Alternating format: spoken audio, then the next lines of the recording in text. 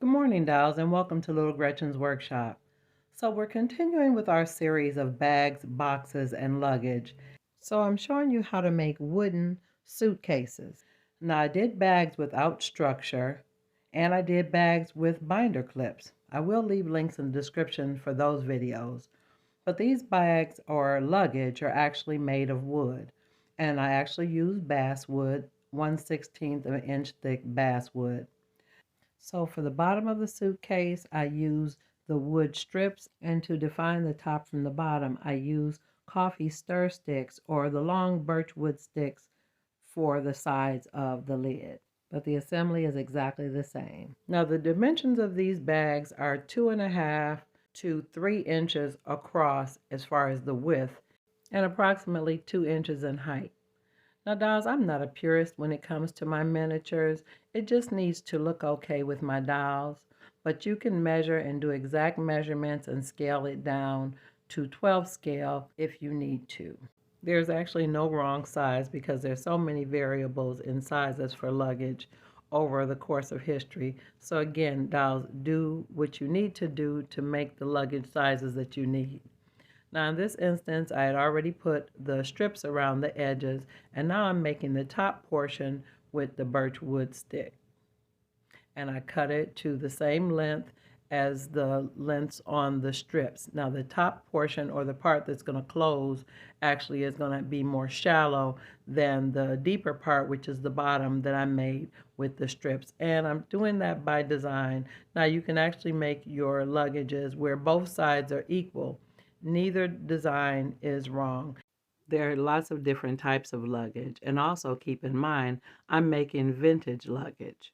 So just use the concepts to suit your scene. Now, because I don't cut my pieces of wood or my basswood exact, I'm cutting it by hand. I don't have a machine or anything to cut it. I'm cutting it by hand, and sometimes my measurements aren't always that perfect or accurate.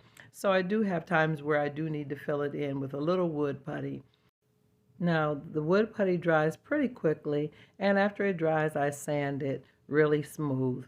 Now, again, dolls, if you cut your pieces very accurately and really straight, you can avoid this step altogether. But in the end, it still works out really great. I'm really pleased with the way that turned out. Now, I do want to advise that I'm using two different types of sandpaper. I'm using one that's kind of coarser to smooth down any uneven parts, and then I sand it with a really, really fine sandpaper to get it super smooth so it'll be easy to paint. Make sure to wear a mask when you're sanding, dolls. And after I get done, to remove all the dust, I wipe it down with a baby wipe. Now, these are some hinges that I ordered off Amazon, and I'm using my Loctite super glue. Dolls, I don't use pins or screws for my hinges. I just use the super glue, and it has always worked really well. You just have to make sure that you don't get the super glue on the actual hinge part. Only put it in the areas where the screws should be. And with this really pointed precision nozzle, I'm able to control my glue and put it directly where I need it to go. Now, I did tape the two halves together to make sure everything lined up neatly. It really helps me a lot as far as lining up where I want my hinges to be. Again, because I don't measure, the tape gives me a guide as to where I want to put my hinges. Now, in order to add more realism and detail to the hinges, by them not having pins in, I actually work with it while the glue is still wet to put the brass studs into the holes to give the illusion that they actually are pins or screws in the actual hinge. Now, dolls, adding these details is kind of tedious, so I just want you to be aware that you're going to need to take your time and be patient. I'm using tweezers, and I'm, working with the super glue that I already put under the hinge. But just again, just take your time and be very deliberate as you place them, because you don't want them, one, to either bounce off your table or to get stuck in the wrong position. So I just, word to the wise, take your time. Now, after your hinges are dry and you've ensured that they move freely, you're able to open and close your little luggage, it's aligned properly. Now it's time to start to decorate it. Now, with this particular type of suitcase, I'm going to just give it a paint job. I'm not even going to try to make it look like leather or anything like that. I'm just going to paint it with my folk art coffee bean colored paint. And I'm actually going to give it a couple good coats because, you know, the wood is going to absorb a lot of it. But I'm going to give it a coat, and then I'm going to give it a second coat, which will give me a good base so that it will be ready for me to distress it in another video. Now, after I completed my second coat on this little suitcase, I set it aside and allowed it to dry. And I began to work on the straps. Well, in this case, the tiny coffee stir sticks is what I'm going to use as straps. I'm not going to use the leather or suede cording. So I painted a few of the coffee stir sticks and set them aside to dry. So dolls, while I'm waiting for the coffee stir sticks or the straps to dry, let's go ahead and line the suitcase. So instead of using fabric, I used some wallpaper that I had. And I want to encourage you to use what you have on hand. Now this particular wallpaper, I really didn't like it as wallpaper, but it looks like cotton ticking, and I thought it would be good for a vintage suitcase lining. And after I played with it a little while, I realized it was perfect for this project. Now I used the Beacon's glue and pressed it in really, really tight. Now what I'm going to do, because this is paper, I'm cutting it a little bigger for the installation and then trim it off after it dries. For me, though, that was the simplest method without slowing me down to get it the proper size for the inside of the suitcase. Now, dolls, even though I don't measure, I did size the piece of wallpaper to make sure it fit. And after I sized it, I added my Beacon's glue. Now, dolls, it's not what I did here, but it's always a best practice to spread your glue from corner to corner before trying to apply or adhere some paper like this. I didn't do it. It worked out, but it is a best practice. And here, dolls, you can really see clearly how I overcut the paper to fit it inside the suitcase. And here's another view of me trimming the excess wallpaper out of the inside just to make sure everything's smooth and flush. This definitely works best when your blade is brand new. Now that I have the body of the lining done, I need to do the sides. Now, when it comes to doing the sides, dolls, you can do it vertically or horizontally. I actually prefer doing it vertically because I guess it's easier for me to cut the stripes in this particular instance. So that's what I did. Now, once again, I oversized the wallpaper. And after I determined how big the little piece should be, I cut 4 of them so I could do the top and the bottom of the inside of the case. Now again, I did cut the pieces bigger than I really needed, but keep in mind, I'm going to trim it off with my craft blade because I want it to be really clean and I wanted it to go all the way up to the top. And you may think that this is a waste of wallpaper, but because in this series I'm making several different luggages, trust me, all these remnants will be used. And dolls, this is my way. If you prefer to measure it precisely, I'm showing you what I did and what works for me. Whatever you do, take your time and make sure you like your result. If you make a mistake, stop, take the time to correct it. And if you need to, you can start over, but don't quit. Now again, this process is very simple, but you will need to take your time. Keep your hands as clean as possible so you don't get stains inside your suitcase. But after you're done, you're all finished and you're ready to do the outside detailing. Now, dolls, I want to warn you ahead of time, I'm not going to be as neat on the outside as I was on the inside. Now it's time for what I always call the fun part, adding all the details. These are the things, dolls, that to me always bring miniature projects to life. Because when you think about a suitcase, it's actually just a box with some hinges on it. But it's the straps and the buckles and all the little detailing that's really going to make it stand out and look like miniature luggage. And you can make this as simple or as fancy as you like. Now, since I already painted it brown, I thought some contrasting black straps would look really nice. And these super thin coffee stir sticks are actually perfect as far as scale for 12 scale to make this look like straps. Now what I do is cut the pieces and line them up all the way around the little luggage. Now again, dolls, this is a very tedious process. If you prefer, you definitely can use the leather or suede straps. If this is your first time doing this type of project, Be patient with yourself.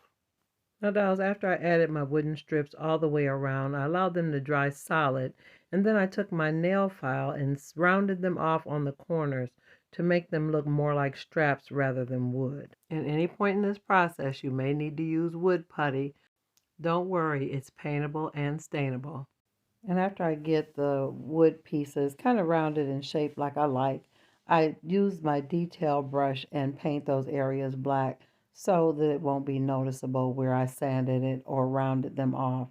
And make sure you check any areas where you see any raw or unpainted wood to make sure everything looks finished. Definitely use a very fine detail brush. Now, when I got to the part for closures, I don't actually have any buckles or actually closing straps. I've developed this sort of like a tension type method. So dolls, what I do is cut really small pieces of wood, paint them the same color as my straps. Now that silver one I just showed is to simulate a clasp. And although I use two on the outside of the suitcase, I'm only going to keep one. But I add the little piece of wood to both sides of the suitcase, and I generally apply it to the bottom portion of the suitcase. And I try to position it in a way that when you try to close the lid down, you almost have to squeeze the side of the top part for it to fit in between the two sides. And so you just kind of squeeze it and then push it down, and it actually closes very nicely and it stays. Now those straps are just screaming for some rivets, but before I do that, let me go ahead and put my handle on.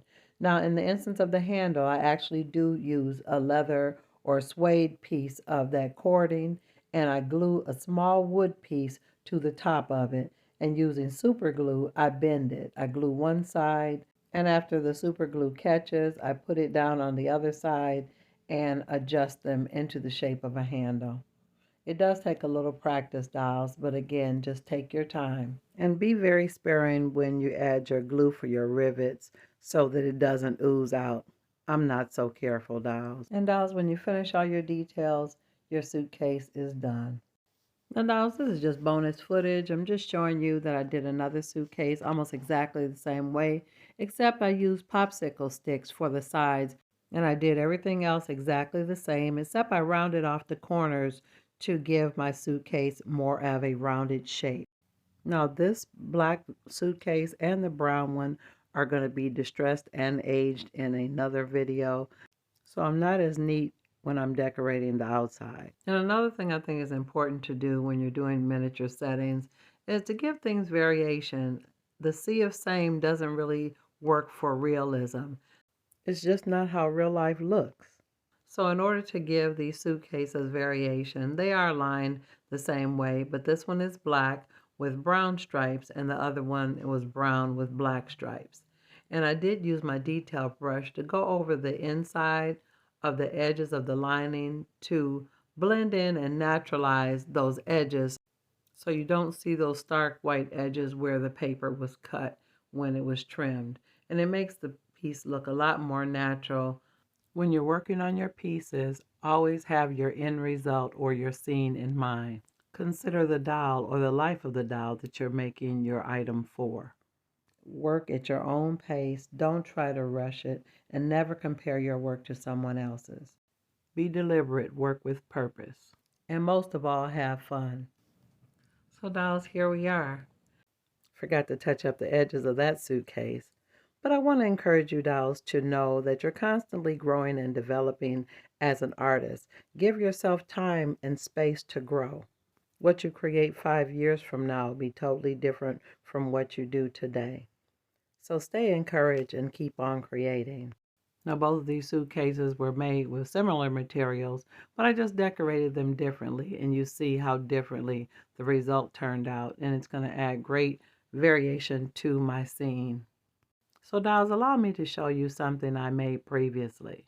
Now dolls, these were a couple luggages that I made a couple years ago, and they were actually in the entrance hall video, and I really liked them a lot. My style is a little bit different. They look a little bit wider and thicker than the ones I made today. And I used some different components for the detailing. I like them both, but they're different. And when you put things like this together in a scene, I just think it looks great when you see all the variation and the differences. Now, dolls, if you've enjoyed this video today, definitely let me know in the comments. Also, like, share, and subscribe. And watch out for part 7 of bags, boxes, and luggage. And I'm looking forward to seeing you on the next episode of Little Gretchen's Workshop. Bye-bye now, dolls.